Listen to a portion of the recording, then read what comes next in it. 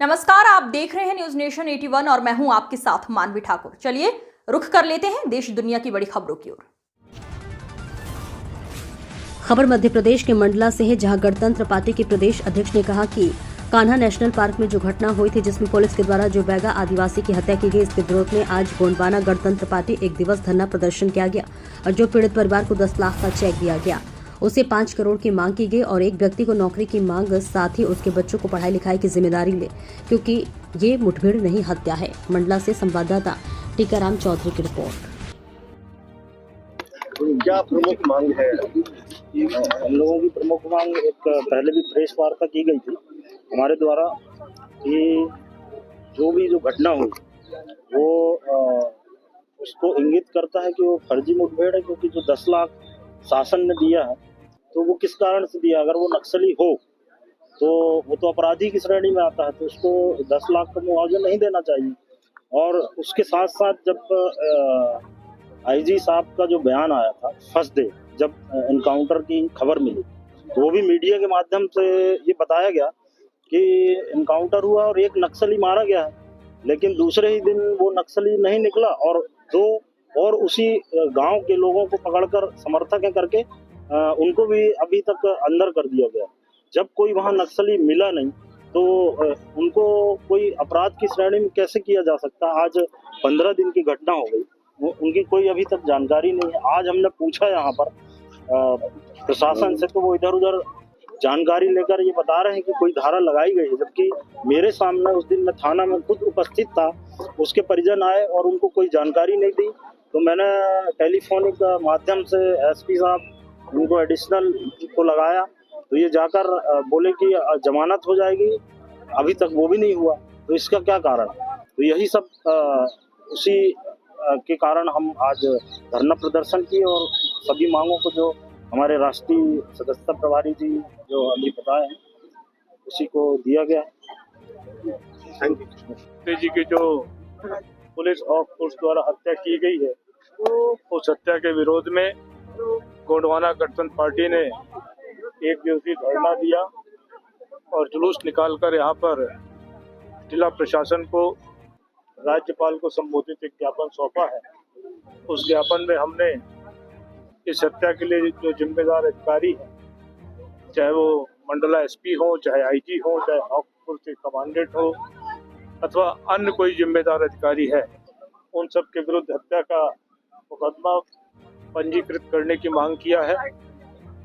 और जो हिरन पर्दे की बेवा है, उन बेवा को सरकार ने 10 लाख रुपया दिया है, जो अपर्याप्त है, क्योंकि उनके छोटे छोटे बच्चे हैं। आजीविका का कोई दूसरा साधन नहीं था।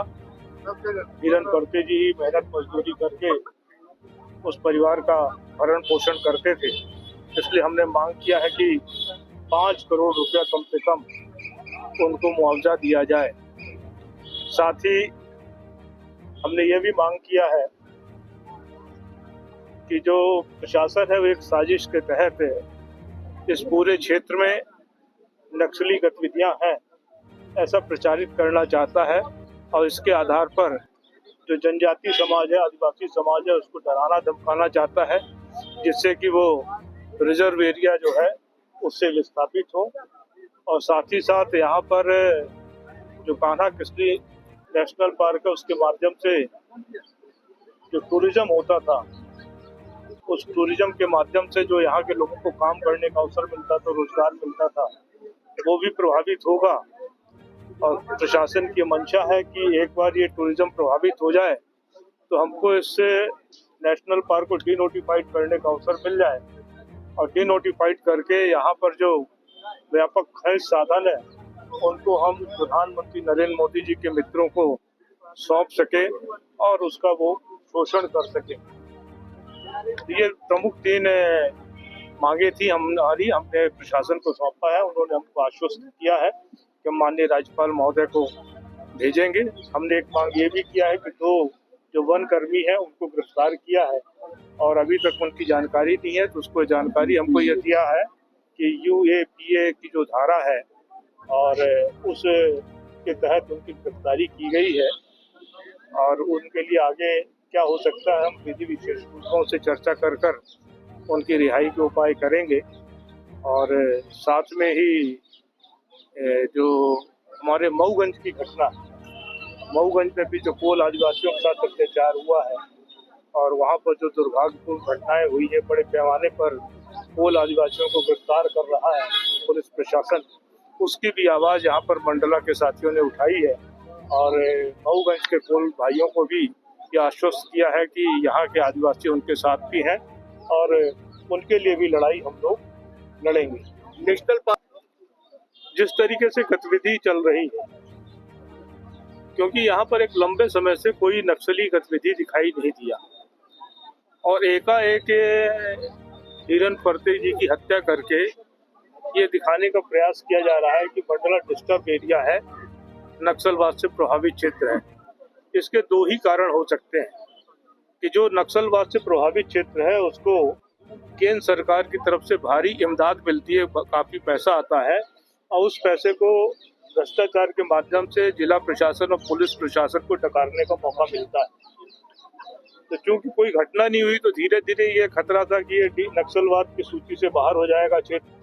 एक कारण तो ये हो सकता है और दूसरा जो कान्हा किसली एक मशहूर नेशनल पार्क एरिया है, काफ़ी बड़े पैमाने पर यहाँ पर टूरिज्म जनरेट होता है, जबलपुर के पास होने के कारण भी टूरिज्म जनरेट होता है। तो यहाँ पर जो खनिज संपदा, उस खनिज संपदा के दोहन करने के लिए इसको डीनोटिफाइड करना जरूरी है।